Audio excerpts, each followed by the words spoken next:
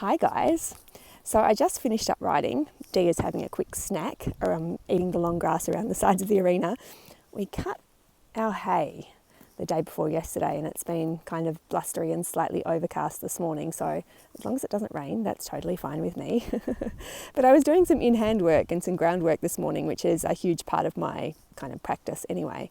And a few days back I was actually working with a younger girl with her horse on the ground and explaining or demonstrating, I guess, that in some instances where we're wanting to communicate and have a conversation with our horses in a way that's clear and understood, we need to be able to magnify our energy to meet the moment, and simultaneously we need to be able to drop it back down when it's necessary.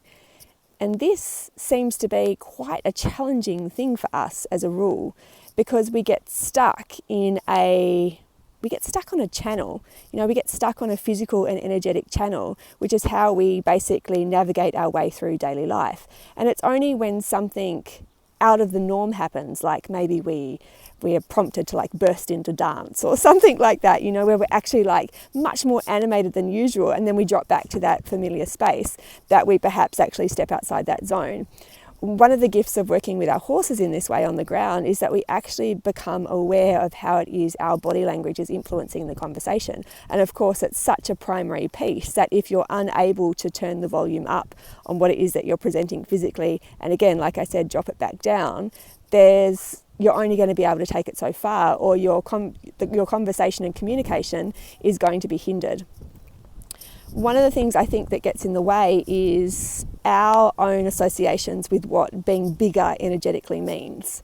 And I think it's because we associate that with being aggressive somehow, that if we're bigger, we're kind of getting bolshy and aggressive. And I had a conversation with a trainer recently about the difference between assertion and aggression, and that need to be assertive, which is in fact a very kind way of going about things, rather than be aggressive, which people can simultaneously associate with that kind of bigger energetic projection.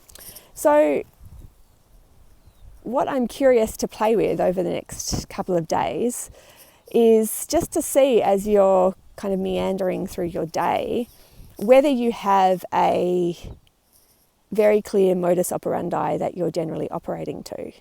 And if you were to experiment with kind of making yourself bigger and making yourself louder, but not more aggressive, just in the way that you're holding yourself and presenting yourself, how that feels to you, what the story is that you associate to that. Because I think it can be really illuminating and highlight for us some of the limitations that we're harboring that stop us actually being able to communicate in a way that's useful and kind and clear when it comes to working with our horses.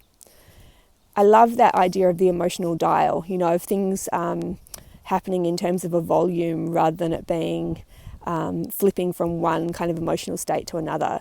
The beautiful thing about assertion is that there's no aftertaste. So if you are working with your horse and something needs to be communicated because of safety or because it's just not getting across in some way, then being assertive about that and being clear about that is the kindest thing you can do. And then when it's done, it's done. If there's aggression attached to that, then there is a negative feeling that's motivating the action. And what tends to happen is that there is a lingering aftertaste that occurs after the thing's done.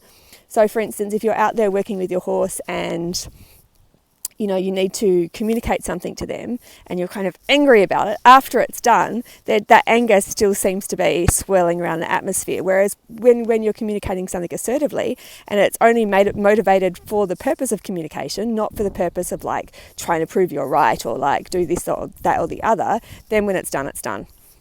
Super interesting to muse over anyway. And I'd just be really keen to know your thoughts. Have a play with it. See if you can dial things up over the course of the day, see what it looks like to be bigger and to kind of take up all the space that's owed to you, and see how it is that you dial things back down without becoming smaller. It's really interesting. I think it's a really interesting experiment to play with. Let me know how you get on anyway. Have a great day. And if you want to get in touch, confidentrider.online is the place to find me.